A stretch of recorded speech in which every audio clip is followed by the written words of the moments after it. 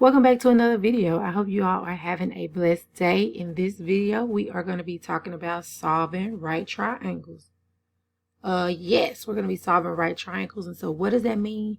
To solve a right triangle means that you're going to find the length of every side of the right triangle and the measurement of every angle of the right triangle. So we're going to find the lengths of all sides and the measurements of all angles. But before we can get started and talk about solving these, we have to talk about something called significant digits.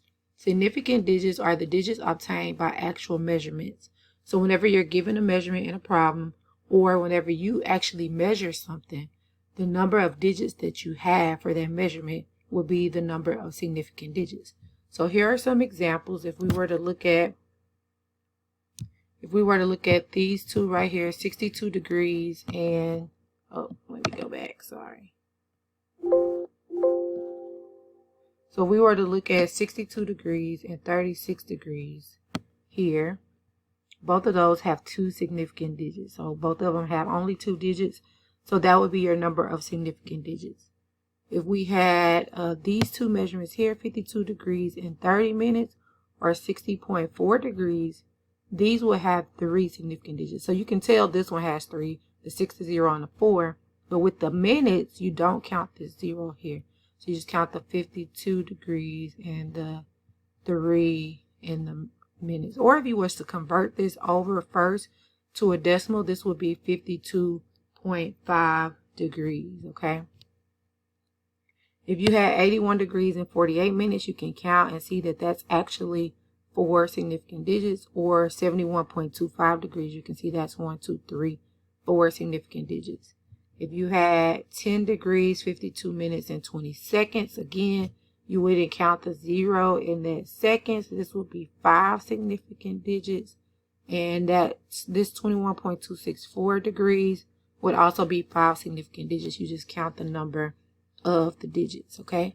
So you need to know how to count the number of significant digits, because when we solve these triangles, we have to answer them in the same number of significant digits of the measurements that's given in the problem. So let's look at some examples. For this first example, we want to solve the right triangle ABC if A is 34 degrees and 30 minutes and C is 12.7 inches, okay? So it gives us the length. So the triangle is given here. Here's triangle ABC. It gives us the measurement of angle A, and it also gives us the length of side C. And then we also know that because it's a right triangle, that angle C is a 90-degree angle. One thing I want to note here is that capital letters are used to denote angles. So that's capital A, capital B, capital C. All of those refer to the angles. And then lowercase letters are used to denote the lengths of the sides. So A, B, and C. Those represent the lengths of the sides. So that's something you need to know. Capital letters represent the angles and lowercase letters represent the lengths of the sides, okay? So to get started on this problem, we could actually first find the length or the measurement of angle B, because we know that this is a 90-degree angle. Then we know angle A plus angle B has to be 90 degrees. So to find the measure of angle B, we would just do 90 degrees minus the 34 degrees and 30 minutes. Now you could actually convert 34 degrees and 30 minutes to a decimal. Remember, because there are 60 minutes in a degree, you would take 30 and divide it by 60, and that will give you 0.5. So 34 degrees and 30 minutes is the same as 34.5 degrees. So that's 90 degrees minus 34.5 degrees.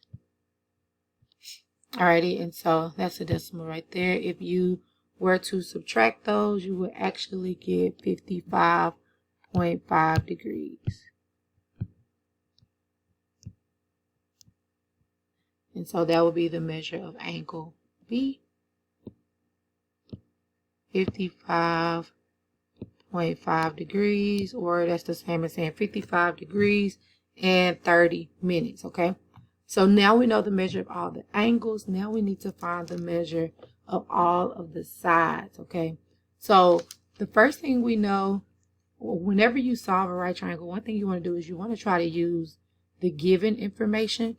So even though we know angle B, we want to use angle A because that was given in the problem. That way, if we made a mistake with angle B in any kind of way, we won't make a double mistake by using angle B. So you want to try to use the given information as much as possible. So I have angle A and I have the hypotenuse. So I can find side B first, or I can find side A. And I'm just going to say, let's find side A first. So if I want to find side A, then that's the opposite side, and I know the hypotenuse. So what I want to use is the sine. So I want to say the sine of 34.5 degrees is equal to the opposite side, which is A, over the hypotenuse, which is C, 12.7. And now if I want to solve for A, I need to multiply both sides by that 12.7. And so I end up getting, I'm just going to write it backwards. Those 12.7 is canceled. And I end up getting A is equal to 12.7 times sine of 34.5 degrees. That's a 5, guys. Sorry. 34.5 degrees. If you take that and you plug that in your calculator, so take a moment, plug it in the calculator, make sure you get the same thing I got. When I plug in 12.7 times the sine of 34.5 degrees, let's see, I get 5.2666 and some more numbers. Let's see.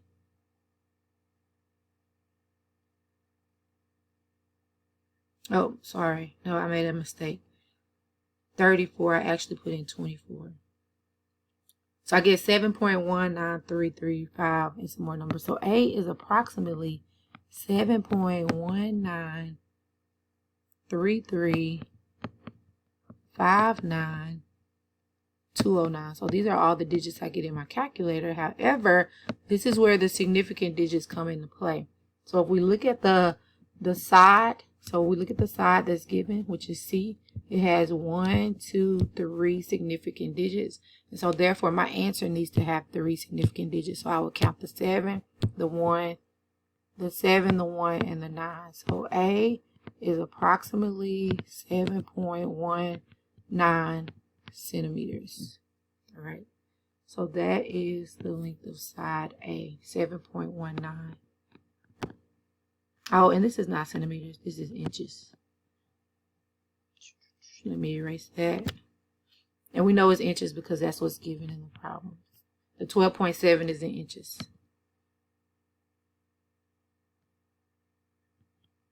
Alrighty. And then next we need to find the side of length B. We could actually do this two ways. We could use the Pythagorean theorem, or we could also use the fact that the cosine of A, and I'm going to write it over here, the cosine of 34.5 degrees is equal to B over 12.7. And so to solve for B, we would do the same thing, multiply both sides by 12.7. So we would get 12.7 times the cosine of 34.5 degrees. That's how you would find the length of side B. And if you plug that in your calculator, you should get B is approximately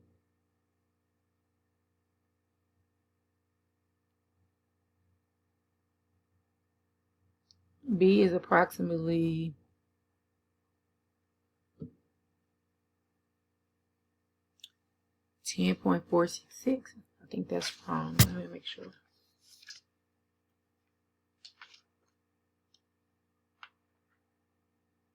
Oh, no, that's right. 10.466. I thought I had the wrong answer. 10.466. But 3 significant digits again. So if you round that to 3 significant digits, B is approximately 10.5. So you have 3 significant digits. And so now we have the lengths of all the sides and the lengths of all the angles. So B is 10.5 inches. A is 7.19 inches. And then angle B is 55.5 degrees. And so that is how you would solve that triangle. So these are all of the things that we found that we needed to find that was missing in that right triangle. All right, let's try another one. Solve right triangle ABC if A is 29.43 and C is 53.58, okay? So I know that the right angle is always going to be C, and then I'm just going to call one of these angles A and the other one B. It doesn't matter which one, but little a is going to be the side opposite of angle A. So little a would be here, 29.43, and then little c is going to be the side opposite angle C. So C would be here, 53.58. And so that's all that we know. And so what we can do is we can start with angle A. If we start with angle A, finding angle A, which is here, and we know the side A, which is opposite, and we know the hypotenuse, then we can use the sine of A. We can say sine of A is equal to the opposite side, which is 29.43, over the hypotenuse, which is 53.58. So now I have what the sine equal, and I'm looking for the angle. So remember, whenever we're looking for the angle, we use the inverse sine function. So we would say the inverse sine, we would say that A is equal to the inverse sine of 29.43 over 53.58. And plug that in your calculator. Say inverse sine of 29.43 divided by 53.58. If you plug that in your calculator, you get approximately 33.31709.144. But if we count our significant digits, there are 1, 2, 3, 4 significant digits. So we would say 33.32 degrees. So that's what angle A would be, 33.32 degrees. We can easily find angle B. Angle B by doing 90 minus that. 90 minus 33.32 degrees. If you do 90 minus 33.32 degrees, you get 56.68 degrees. And so now that gives us all of the angles. So there's 56.68 degrees. Now we have to find the missing side. So the missing side will be little b over here. And we can use the Pythagorean theorem to find little b. I mean, there are other ways we could do. We could use sine or cosine as well. But the easiest here, if we want to use what's given, which is the a and the c, would be to use the Pythagorean theorem. A squared plus b squared equals c squared. If we solve for b, we would subtract a squared from both sides. We will get b squared is equal to c squared minus a squared. Take the square root of both sides. We will get b is equal to the square root of c squared minus a squared, which in this case, that will be the square root of our c is 53.58 squared, and our a is 29.43 squared. So if you plug that in your calculator, the square root of 53.58 squared minus 29.43 squared, you get 44.77378.139. And remember, we have 4 significant digits in this problem. So if we round that to 4 significant digits, we get b is equal to 44.77. Okay.